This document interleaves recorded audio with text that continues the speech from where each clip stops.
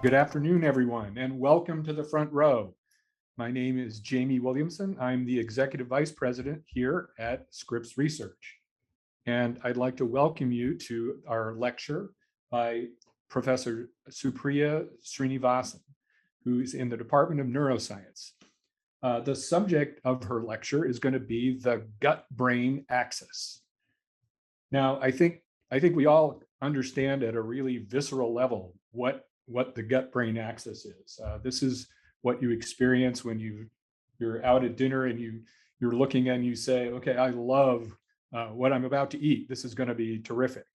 Or you can imagine, most of us have had the experience of, well, I really wish I hadn't eaten that.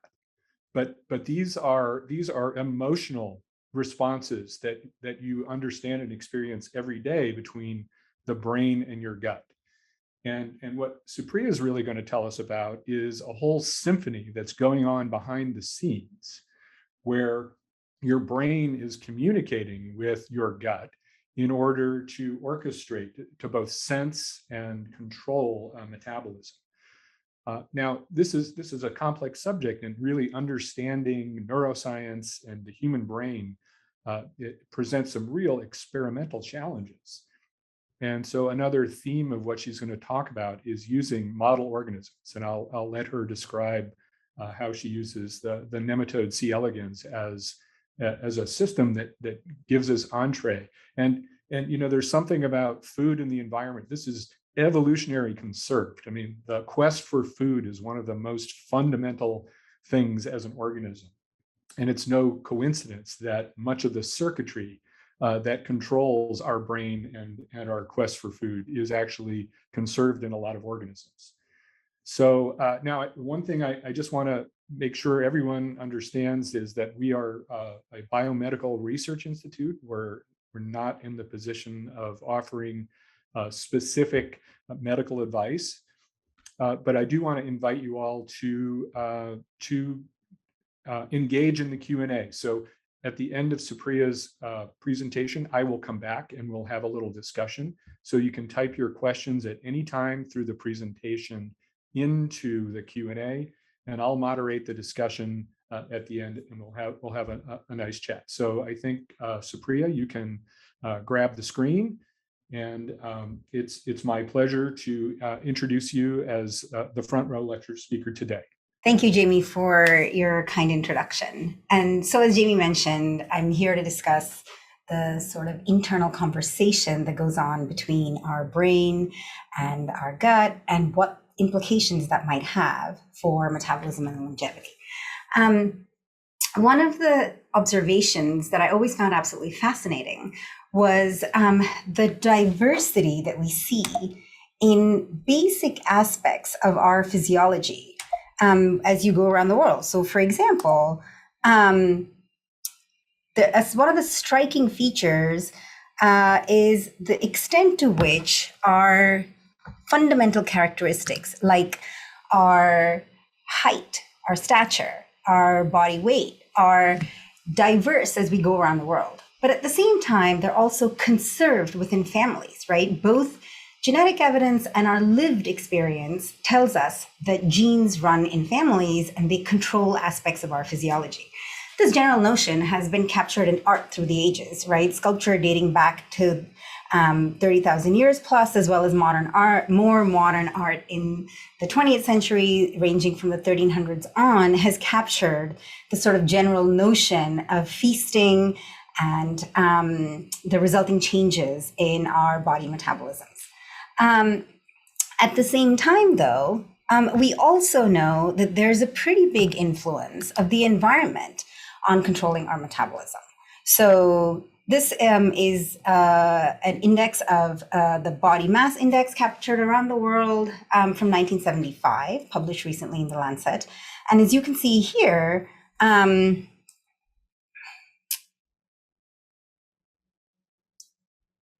body mass index is graded here from about 18.5 to 25, which is in the normal range. So from 1975 to 2014, in the last 40 years or so, we can see there's actually been a really big shift in our body mass indices, right? So as the world in the last 40 years has changed its metabolism. In general, we've all gotten fatter. So on the one hand, you have genes controlling metabolism. On the other hand, you have the environment. So both genes and the environment control metabolism. And the reason why this matters is because changes in metabolism can have profound effects in every organ of the body. And understanding metabolism or dysregulation of metabolism can have a huge impact on a whole host of illnesses that are actually largely aging-related illnesses, ranging everywhere from the heart to the lung to kidney disease, diabetes and muscle loss, even certain types of cancers and neurodegenerative disease. So our general scientific premise is that if we can stave off metabolic dysregulation or disorders of lipid accumulation, then we can essentially try to increase the healthy years of life. Now, when I'm talking about metabolism, I'm specifically referring to the sets of genes and hormones and the genes that respond to the hormones and the metabolites, which are chemical messengers produced by these genes that occupy every nook and cranny of the body. Perhaps many of you are familiar with sort of the canonical hormone that controls so much of metabolism, insulin. So many of you may be familiar with insulin. You may have somebody in your family, for example, that may have diabetes, have too much or too little insulin and so on. But really, the biology of insulin, as important as it is really the tip of the iceberg. There's a constellation of hormones and neuropeptides and gut peptides that are sending information back and forth. It's really, as Jamie said, there's a symphony going on within the body, some of which we know, some of which we aren't even aware of its existence. And so one of the goals of my lab is to bring to light some of these novel hormones and neurotransmitters and to understand what they do, and in so doing, try to find ways in which we can ameliorate these events that lead to metabolic dysregulation and thus extend the healthy years of life. So what I thought I would do is give you a little bit of an insight, not only on what we found, but how we go about finding these studies. Are doing these experiments. So I'll talk very briefly about some of the early studies that were done, not just by our group, but more broadly in the field on metabolism and body weight control. And then I'll spend the bulk of the talk on the center part, which is finding new genes and the roles that they may be playing in brain to gut biology. And then finally, just touch briefly on some new unpublished work on how we're trying to apply these discoveries. So some of the very early studies stemming from the 1950s all the way into the 2000s, right? So occupying about half a century, came from original lesion studies, some from human patients who were survivors of terrible accidents, and some of them were from mouse studies, both in terms of actual experiments as well as from spontaneous mutations that had arisen. Those studies essentially showed that there's this region deep in the brain. It's called the hypothalamus, and the labels of the sort of particular subregions is not very important, other than to know that they exist. So this region deep in the brain was found to be the seat of what are called regulatory systems, right? So these are the systems within the body that control the functions of the body that you may or may not even be aware of. So for example, things like heart rate, things like changes in blood glucose, they even control things like the anticipation of food and the rewarding sensation of food, and so on and so forth. The particular region that got the interest of a lot of people is called the arcuate nucleus of the hypothalamus. And this particular region turned out to be very important in that it was sending and receiving signals from other parts of the body. So there's another hormone, so not just insulin, but there's another hormone called leptin that is sending information about the fat status of the body back to this region. And in the 80s and 90s, particularly, people figured out what the key neurons in these regions were. Again, the names aren't important, but in the late 90s or so, a particular receptor became very, very interesting and important called the melanocortin-4 receptor.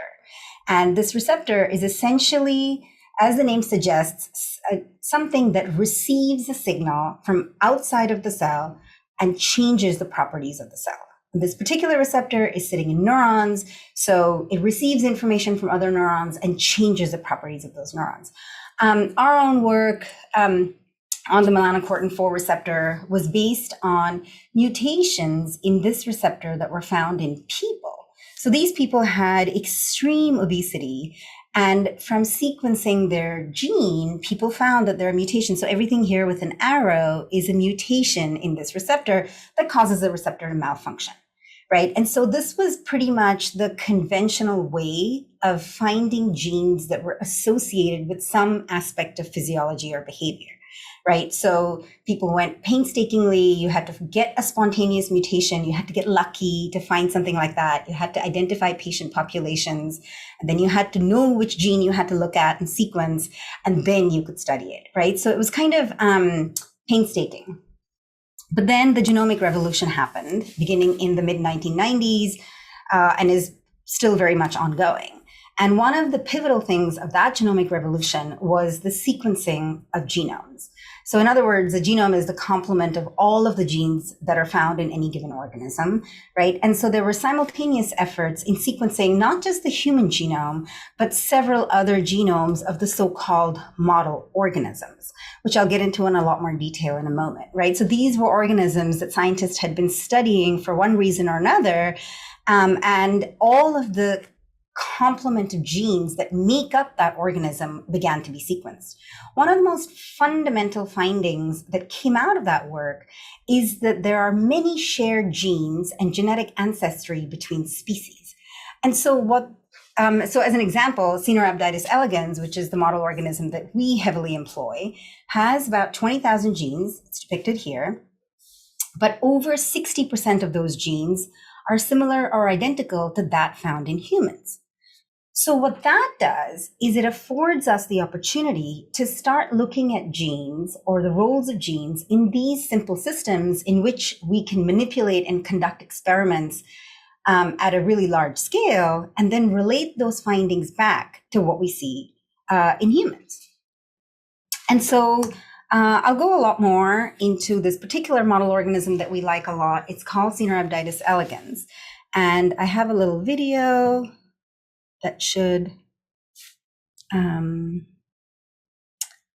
right now. There we go. So here's C. elegans. Here's the nose of the animal. The brain is here, and I'll go more into that. The entire body of the animal is only about 1 millimeter long, so it's tiny, it's microscopic, and it's sitting here on a bed of what it likes to eat, which is bacteria. That's the major food source for this organism, right? So it's moving along. It's laid a little embryo here, which soon will develop into another C. elegans. And so the fundamental features of the organism are that, as I mentioned, the genome is astonishingly similar to that of humans, right? Over 60% conserved. It also has many genetic and molecular tools that allow you at size and scale to be able to look at hundreds and thousands of genes for a particular output of interest, right? So let's say you're interested in a certain behavior, or you're interested in finding animals that burn a lot of fat, for example. You can go simultaneously, shown here, one gene at a time, and turn them either off or on, and then ask, well, what happens, right? What happens to that particular output that you're interested in? And so this is one of the early model organisms in the 2000s, so just at the turn of the century, where you could start to do this at scale. There were many other advantages. So for example, the animal has a very short life cycle. It lives for only about 3 days, for about a month, and the life cycle is about 3 days, right? So you can do experiments really, really fast. The small size also means that you can study literally hundreds of thousands of genes. Within a single week, you can screen that many genes for a particular change that you're interested in.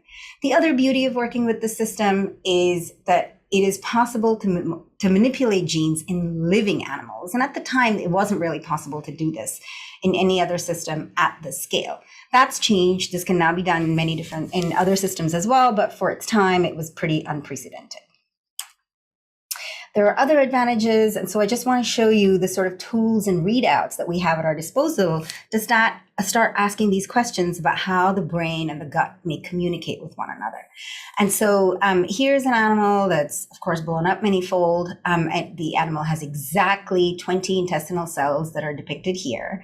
And they're stained in this picture for lipid droplets. So not only are the lipid droplets very, very clear and visible, the lipid composition of the intestine is exactly the same as it is in humans. It's the same complement of the types of fats and the organization of the fats, and the extent to which a certain type of fat is present versus the other is completely conserved. Not only that, you can see very clearly and easily an animal that's been fasted for a little while, sort of runs out of fat, right? It depletes its fat from the intestinal cells. It's using it for energy. But because the body of the animal is transparent, you can also do things like hook a protein. So in this case, the protein is called GFP, which when you shine a laser on it, fluoresces green, right? So this picture is in black and white, but you'll see green pictures later. And so you can develop these so-called reporters that tell you what the metabolic state of the animal is. So for example, in the case of this reporter, when the animal is fasted, the whole animal glows bright green when you put it under a laser. We have other reporters that do exactly the opposite, right? When the animal is fed, it glows bright green. When it's fasted, the GFP intensity goes way down. And so this lets us then assess metabolic state in living animals. Just another sort of set of tools that are available to us, a quick word on the neurobiology of C. elegans. So this is a rendering of all of the neurons and the connectivity that they make as they traverse the body of the worm. This is a picture taken in fluorescence of the many, many different neurons. So we know exactly how many neurons there are. There's 302. The identity of every one of those neurons is known. In other words, we know what those neurons pay attention to. We know what kind of signal they're sending, and we know who they're sending that signal to. And so if you combine both the genetic power of the system with the anatomy of what's already known, it means that we really have genetic tools to monitor, manipulate, and edit functions of neurons. So for example, you can take a neuron that's normally responsible for making an animal go towards food when it's hungry and switch it in such a way that now it runs away from the food, right? That's the kind of power of the system that we have. And so all of this essentially means that we can study at scale the effects of genes in the C. elegans brain on metabolism. And by studying genes that are shared between C. elegans and other organisms, including humans, we hope to be able to illustrate some conserved features of this brain to gut communication. And so I'm going to tell you now what we found, and then I'm going to tell you the first three things. Points on here are findings that we made over the years. I'll go a little bit into detail, and as I said, not just what we found, but how we came to those conclusions. Points 4 and 5 are really things that we're working on now. So they're unpublished, they're sort of new ideas, full of unknowns, but things that we're very excited to explore. So the story for us begins with the molecule serotonin. Many of you may be familiar with it. It's really a storied neurotransmitter that has been known to play roles in a lot of different aspects of both physiology and behavior in many different species. The molecule looks like this, depicted here. It's made by a series of enzymes that convert the amino acid tryptophan to serotonin, which of course is a neurotransmitter. But the enzyme that is fundamental and rate limiting for this conversion is called tryptophan hydroxylase. In genetics, we abbreviate it to this name TPH1. So if you look at where this enzyme is found in the body of the worm, what we see here is, again, we hook up this fluorescent protein to the gene itself, and then we can ask the question, well, where is it expressed, right? And so shown here, maybe you can see the little outline. This is the very tip of the animal. This is the brain of the animal. So that's the nose. And you can see that serotonin is produced actually only in 2 pairs of neurons. This is one pair that looks kind of like a butterfly shape if you sort of turn your head sideways a little bit, and then in this other pair of neurons here. So it's made only in a couple of pairs of neurons in the head of the animal. And it works like this, right? So there's the neuron in which serotonin is made, makes its way down the neuron into what's known as the synapse, which is sort of a junction between two neurons that are trying to talk to one another. Serotonin functions as a way of relaying information, right? So you can imagine it as a sort of handshake between two neurons where some information is getting passed on from the serotonin making neuron to the serotonin receiving neuron, right? And so we can ask the question, because we have genetics at our disposal, we can ask the question, what happens if we take the enzyme that makes serotonin away from the system? And this is what you see, right? So control is just a normal animal. Nothing's been done to it. It's completely wild type as it would be found in the wild. And then when you take serotonin away, you see something really interesting. You see, so you'll remember that serotonin is made in the brain of the animal, right? But you see that the intestine is now chock full of fat. So no serotonin, the intestine is chock full of fat. There's a really interesting molecule protein called the serotonin reuptake transporter. So this is the molecule that takes the extra serotonin that's sitting in the synapse between two neurons, right? So when there's extra serotonin, it takes it back up again. That's why it's called a reuptake transporter. And if you delete the reuptake transporter gene, you now have too much serotonin in the synapse, and the animal becomes really lean in its intestine. So no serotonin, the animal gets fat. Too much serotonin, the animal gets lean. And we thought this was really interesting and decided to start looking at how this might be working, how serotonin from the brain may have these very dramatic effects in the gut. And so these receptors, so keeping in mind, this is all happening in the context of many genomes being sequenced and genes being shared between genomes, right? So a lot of the serotonin receptors were known from other species. And so we could extrapolate from there and start looking at the sets of genes that were found in the worm that may be responsible for these effects. So the question essentially we were trying to answer is, what are the receptors and how does serotonin from the brain really work to elicit these responses? And so we discovered during the course of the work that there's a neural circuit in the brain that functions largely that is driven largely by serotonin with a little help from another neurotransmitter. It's called octopamine, but it's really the invertebrate ortholog of noradrenaline, right? So serotonin with a little help from noradrenaline makes the circuit go. And what tells the circuit to go in the first place? It's the availability of food in the environment. So worms eat bacteria. So it's really the bacteria in the environment that turn the circuit on, and it causes all of these changes that results in the conversion of stored fat to energy, right? And that's how the animals become lean when the circuit is turned on. So that was interesting for us to discover, but the glaring hole for us was, well, this entire circuit is in the brain. First, we thought it was just serotonin. We figured out now what all these other neurons are. We figured out how this energy is getting converted from stored fat into usable energy. But how is this information getting relayed? We still didn't have the answer to that. And so there, we decided to do what's called a genetic screen. And so this is how a genetic screen works, right?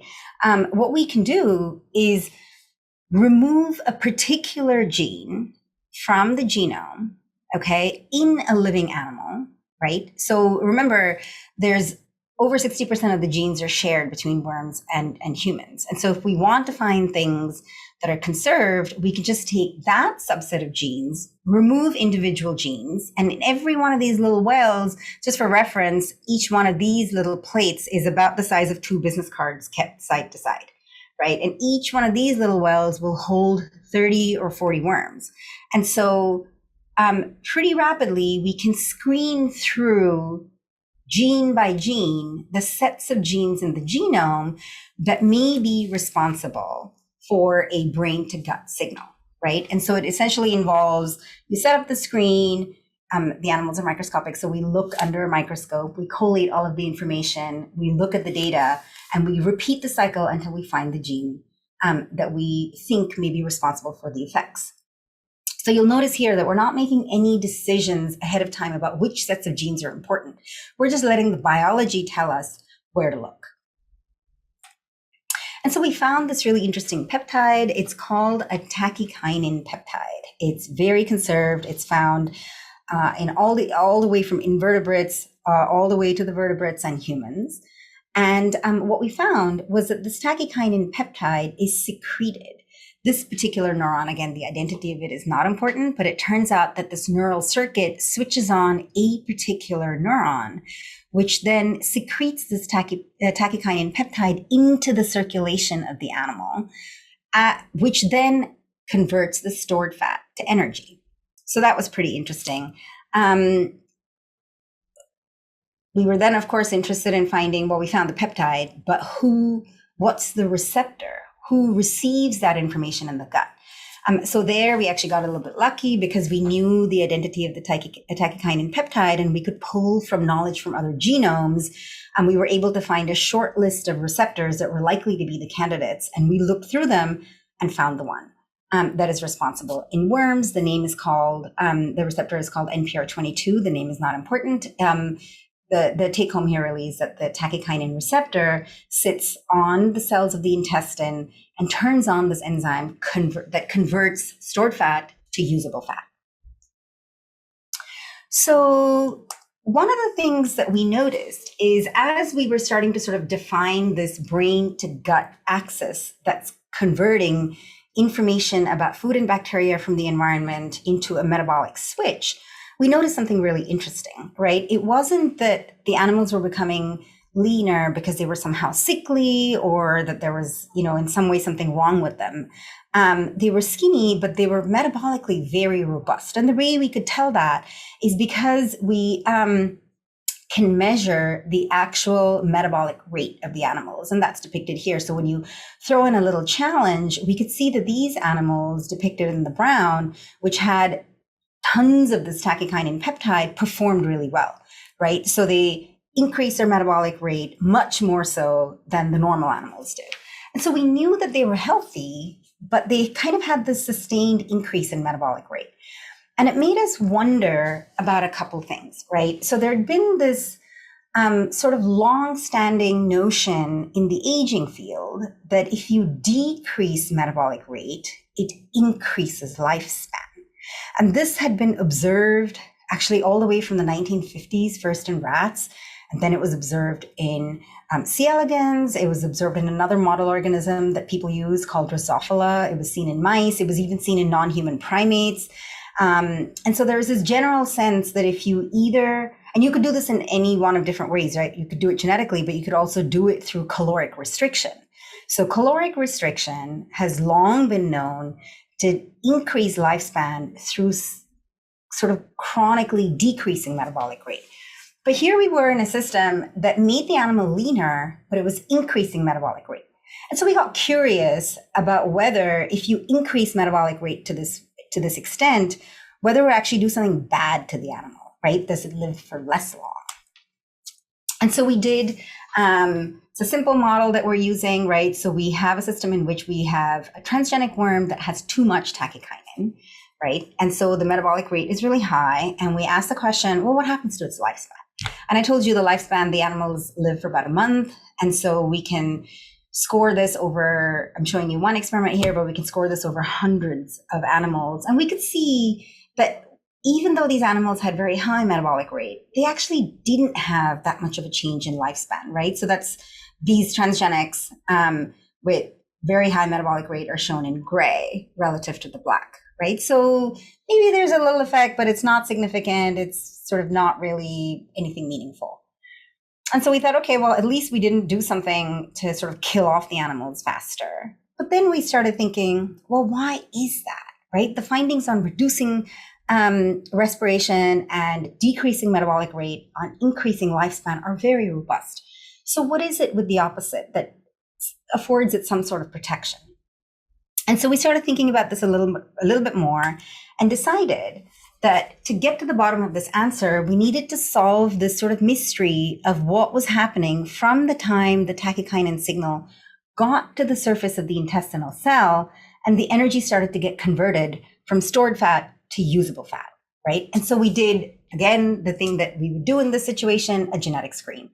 And so this time it was a hunt for what drives the conversion of fat to energy. And we used one of those reporters I talked about earlier in living worms to do this experiment. So again, it's iterating the same thing. We looked at a few thousand genes, and this is what we found. The central node here is a particular type of protein called a transcription factor.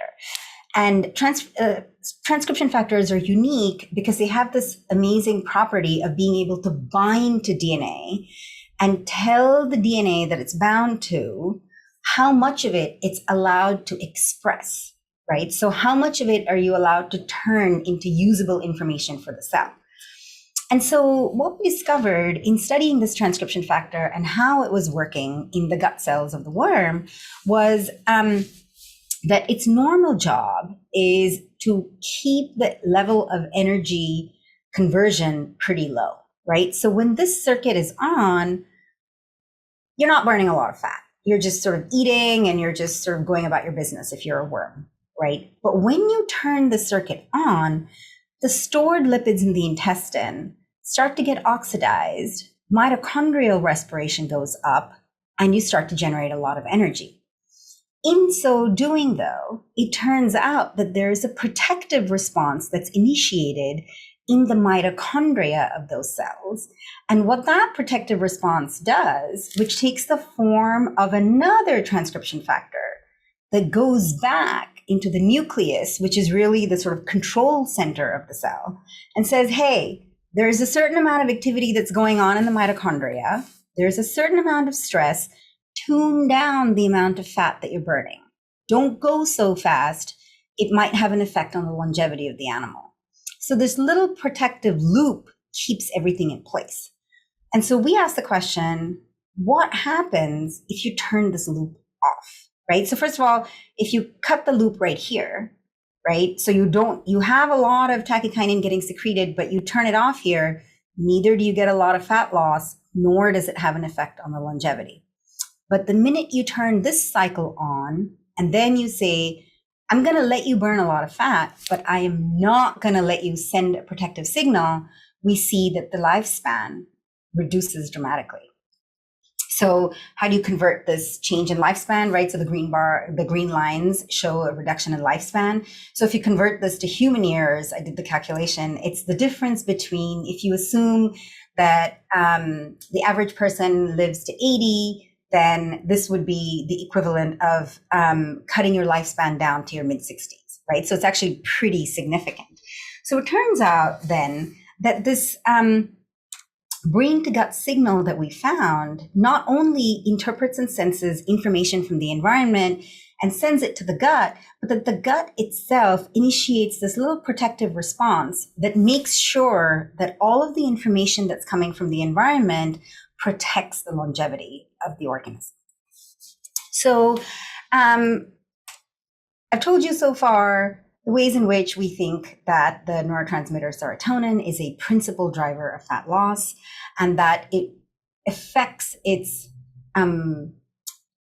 sort of profound metabolic changes via a brain to gut messenger, the tachykine peptide. We think that this pathway has shown us the ways in which one way in which gut metabolism and longevity are intertwined, right? So each is sort of an outcome of the other.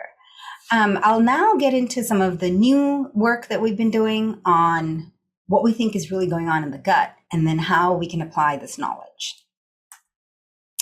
So while all of this work was going on, there were some other observations that were going on in the lab, right? So a couple of them were sort of very early on anecdotal observations. So for example, we noticed that if you accumulate a certain particular type of fat in the mitochondria, the worms would stop eating, right? And this is in the mitochondria of the gut. And so we thought, well, that's curious.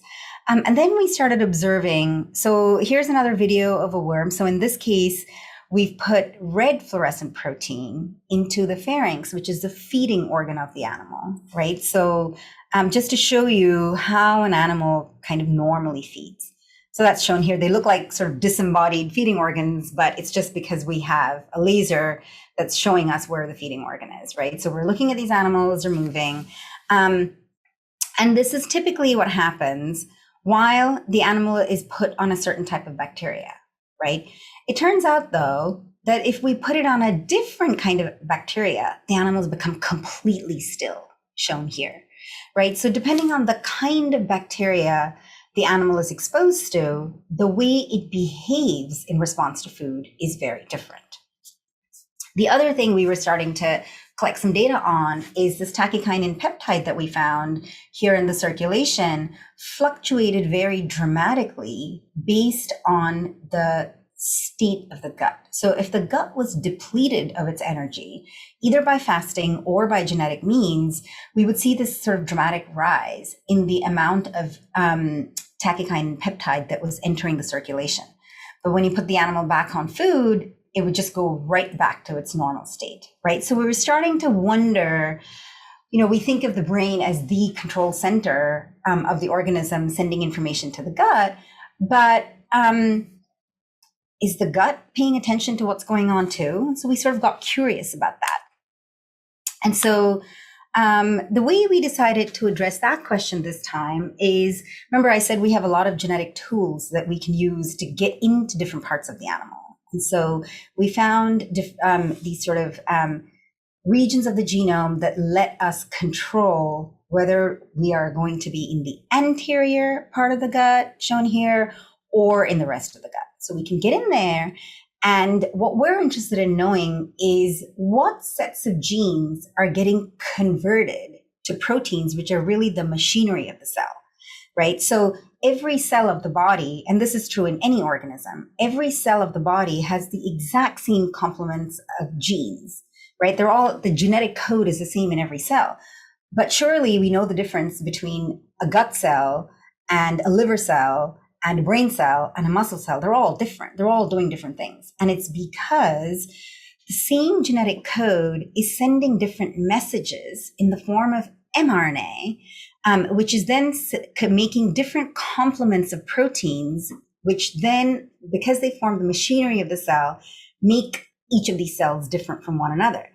And so what we decided to do was to tag, using, again, these sort of molecular tools we have at our disposal, the sets of genes that are being made into proteins, right, that are being converted in the anterior of the gut versus the posterior of the gut, and ask, okay, are there differences? And we don't just want to look at the front and the back of the gut. We also want to look at what are they paying attention to? What if the animal is taken off food? What if it's fasted? What if it's refed? What if it's fasted for a long time, refed for a short amount of time? I mean, the possibilities are endless. And then we can sequence the genes that come out of this and say, okay, what does that look like? And so the fancy word for this is spatial translatomics, but in essence, it's really trying to get a look at what the gut is paying attention to. And some of the findings that are coming out of this, we are still very much analyzing. Each one of these little squares is not an individual gene, actually. It's a cluster of genes that are thought to perform similar functions. And so one of the first interesting things that we discovered is that there's a very strong anterior posterior axis to the C. elegans gut, which actually hadn't been known before. People thought that it was just sort of a bag of 20 cells that more or less all did the same thing. That turns out really not to be the case. The second thing that we observed is that an animal that's been taken off food has a very different complement of genes that are being expressed in the gut versus ones that have been put back on food. And the changes are actually really swift. And so amongst these genes, so of course, people in the lab are rushing to find out what these genes are and what they might be doing. And this is, of course, very early days for us yet. But one of the interesting things that we found is that the gut cells are chock full of unknown peptides that we think are sending information back to different parts of the body. We are particularly interested in information from the gut that's going back to the brain and controlling different aspects of behavior, but really probably the gut is sending information to a lot of different organs as well. And so in the coming years, we're very excited to sort of start to decode not only this axis, right, the gut to brain axis, but also understand how it's influencing signals from the brain back to the gut, right? So the so-called internal dialogue, this internal conversation between the brain and the gut, and the ways in which each influences the other.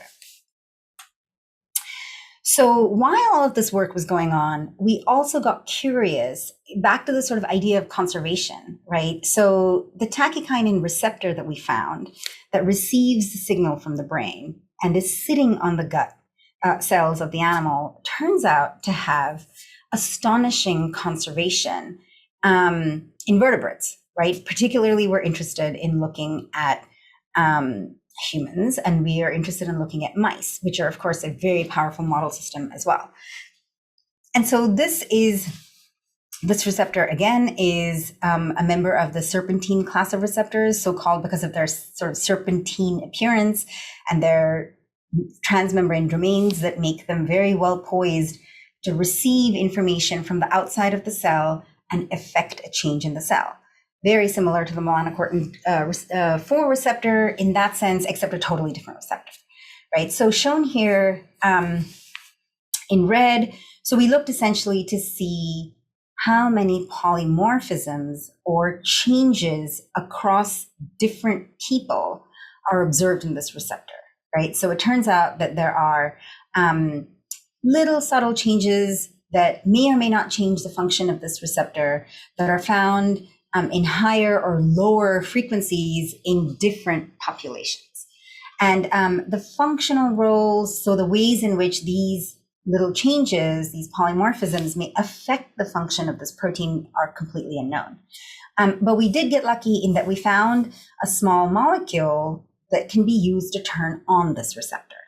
And so we thought, okay, the receptor is really well conserved in mice. So let's give it some of this agonist, right? This basically small molecule that turns on the receptor and just see what happens, right? So we administer the small molecule to mice. The first thing that we see is that when you give the mice some olive oil, so you give them some olive oil in the gut, and the thing that we see is that when you turn on this receptor, the fat that's in the olive oil gets converted into increased fat in the blood of the animal, in plasma. So when we go to the doctor and we measure plasma triglycerides, that's what they're measuring. So when we measure the plasma triglycerides of mice in which this receptor has been turned on with this drug, we see that there's more, right? And so that was interesting. And we thought, all right, well, let's just see where it's expressed, right? And interestingly, we found that this particular receptor is expressed robustly in two areas of particular interest to us. One of them is the hypothalamus, which is the region that I pointed out to you early on was one of the original sort of seat of metabolic control regions of the brain that have been identified. And shown here in blue is the cells or the neurons and the other complementary cells of this particular region of the brain. And shown in pink are these receptors, right? So you can see that there's plenty of this receptor being expressed in this region of the brain. The other place we saw really good expression or presence of this receptor is shown here in green in the intestinal cells. So you can see here the very characteristic cells of the intestine and the receptor present highlighted in green. And so at that point, we got interested in trying to figure out what might happen to these mice if you got rid of the receptor altogether. And so again, we come back to genetic tools. In this case, we use CRISPR-Cas9 to simply remove the part of the receptor, just enough of the receptor so that it would not function anymore. And then ask, so we remove it from the whole genome, right? And then we ask the question, well, what happens? And the first thing that we saw, both in males and in females, is if you do cross sections of the gut and stain them for lipid, the first thing that we see is that the animals that don't have this receptor are chock full of lipid in their intestines, right? And so we're really curious to see, well, if they're just holding on to the fat in the intestine, what actually happens to the rest of the animal? And again, very, very early days with these studies, all unpublished. But one of the things that we immediately see is that the animals that are missing this receptor are protected from the increase in body weight that is normally seen on a high-fat diet, right? So if you take a normal cohort of mice and put them on a high-fat diet, their body weight surely and steadily starts to climb, but not the knockouts. If they are missing the receptor, they're pretty well protected. So our hypothesis then is maybe this receptor, by virtue of its functions in the gut, serves as a way to, when you have lipid in the gut, normally it would serve to convert that lipid to lipid in the bloodstream. If you don't have that receptor, it shields the rest of the animal by holding on to the fat in the intestine from the effects of the lipid, and so that these animals now have reduced body weight. So I'll kind of stop there and just sort of summarize some of this work. I told you a little bit about the early studies on metabolism and body weight that were, while extremely important, still, foundational in the field, but because they predated the genomic revolution, were sort of slow to really help us get a bigger picture of what's going on in metabolism. Our work in the post-genomic era sits amongst a whole body of research with many outstanding labs working on these problems that are all focused on trying to find new genes and really trying to understand this sort of brain-gut communication, right? The so-called birth of this idea of interoception, this internal conversation between different organs of the body. And finally, just starting to get into this area of how can we apply what we've learned into more sort of disease-oriented biology. So if I had to summarize everything that we do, it would be here in this slide, right? So on the worm side, we're really interested in understanding at scale the conversation between the brain and the gut, but we want to apply that knowledge to help us understand the ways in which metabolic diseases can be either ameliorated or prevented to extend, again, the healthy years of life. None of the work that I've talked about would have been possible without the many wonderful people that have been in the lab in the past or are in the lab currently. This is one of my favorite pictures that was taken a few Octobers ago, pre-pandemic. We dressed up for Halloween, and it says that we study neurons and fat, which is what we do. We have many phenomenal collaborators around the world who have helped us with various parts of the work. The work would not be possible without our funding, which is primarily from the National Institutes of Health. And a big thank you and shout out to our colleagues, Ben Cravat and Enrique Saez, who helped us and continue to help us figure out certain aspects of metabolism. Also, my cherished DNC colleagues who make this an interesting, exciting, and challenging place to work. So with that, I will just move to my last slide to please invite you to join for the next lecture, front row lecture, which will be in about a month from now. So I will stop there and be happy to take questions. Terrific. Thank you, Supriya. Lots of interest and engagement in the chat. So we're going to go through some questions. I think one of them, it's kind of a theme. So you talked about the connection between serotonin and fat loss. And so a number of people ask in different ways, but so can you just eat serotonin and lose weight? And so it's obviously, it's much more complicated than that. Maybe you could just comment a little bit on those connections. Sure. So wouldn't that be nice, right? If we could just eat serotonin and solve and keep on eating our burgers. And so the gut lumen is actually full of bacteria and full of digestive enzymes that are secreted from different organs, right? So they're secreted primarily through the bile and the pancreatic fluids as well. And what those enzymes do is that they chew up and digest everything in the gut, right? So that it can be absorbed back up. So serotonin is one of those molecules that would be chewed up instantly. And actually serotonin has roles in the gut in the motility of the GI tract itself. So worst case scenario, it will likely give you diarrhea. Best case scenario, it will likely do nothing. So I wish it were that simple though. Right. And so, you mentioned the gut. We'll come back to the gut or the microbiome, but the other kind of thread that ran through that discussion was that there's lots of antidepressants that are serotonin reuptake inhibitors. Mhm. And so if you're doing that, how does that affect your sort of brain gut connection? Right. That's a question that we spent some time thinking about, right? Because actually, you can, believe it or not, you can give worms Prozac, and you can make them. So you essentially, you're simulating Prozac works fine on the worm serotonin reuptake transporter, and so you will make the worm skinny by giving it Prozac, right, in its gut. Now in but they don't get depressed. Well, so it's interesting. It does change their behavior. Right? They behave differently on the food. So normally they're traversing around. When worms on Prozac don't actually move that much. It's really interesting. But looking at the human studies on antidepressants, so there's, of course, many different classes of antidepressants. And from what I can gather, many of them have varying effects. The effects on fat loss with Prozac and that class of SSRIs is, in fact, that there's a mild fat loss, but both in animal studies and in humans, that fat loss gets normalized over time, and so it's not efficacious for fat loss.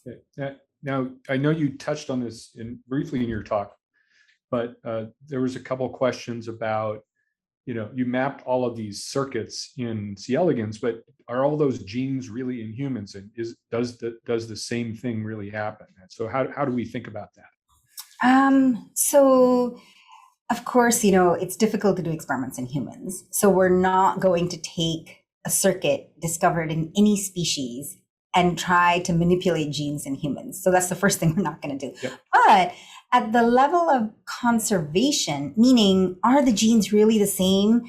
They really are the same. I mean, it's astonishing if you line up the sequence of genes, so which is basically just the sets of nucleic acids that make up that gene. If you line up the genes that make not just serotonin, but noradrenaline, dopamine, any of these neurotransmitters, some of the fundamental building blocks of how neurons communicate with one another, right? The channels, the receptors, all of these things are profoundly conserved, not just between worms and humans, but also between humans and other species. So let's go back to the microbiome. So you mentioned that there's all these bacteria in the gut, and everybody's got a different microbiome. We had a talk recently by Howard Hang on that subject. How does the actual complement of bacteria you might have affect this sort of signaling in your between brain and gut? So this is a very exciting, it's a very interesting question, very exciting and ongoing area of research.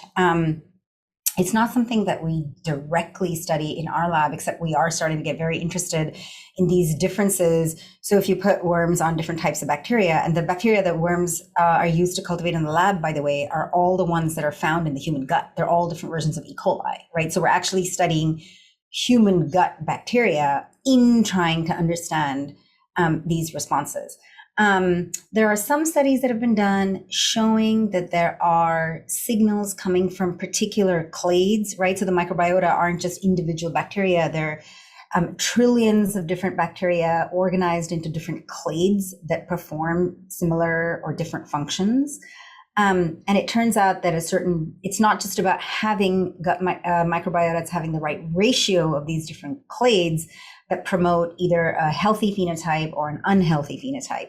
And so it turns out that if you switch those ratios, you can change the extent to which serotonin is produced in mouse models, not been done in humans, but in mouse models.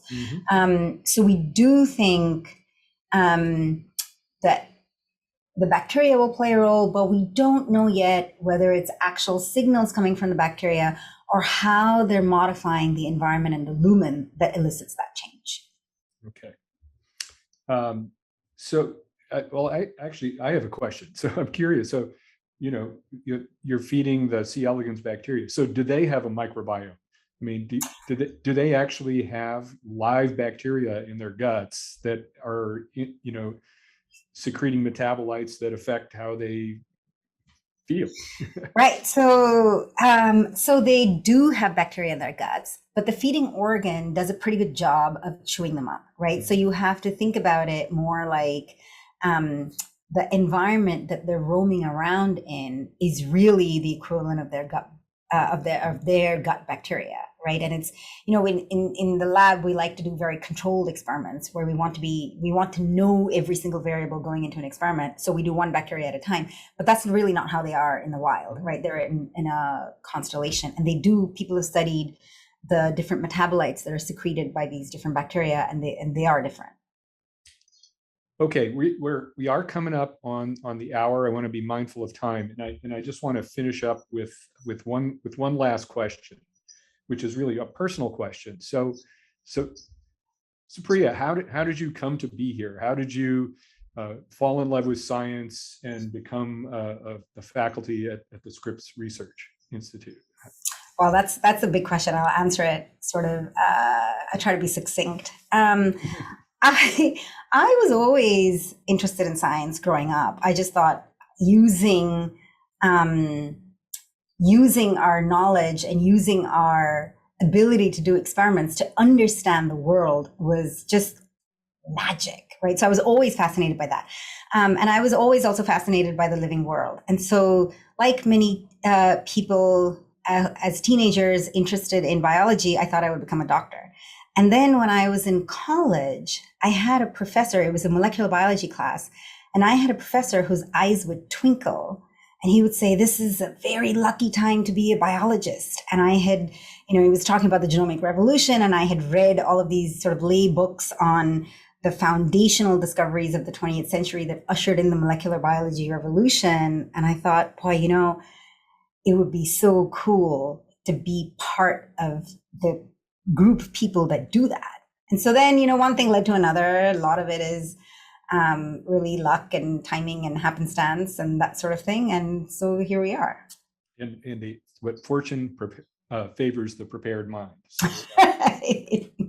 But one thing I would note is how often there's a singular mentor in your life that ends up, stimulating you to go in a particular direction. So that's a great story. So thank you for that.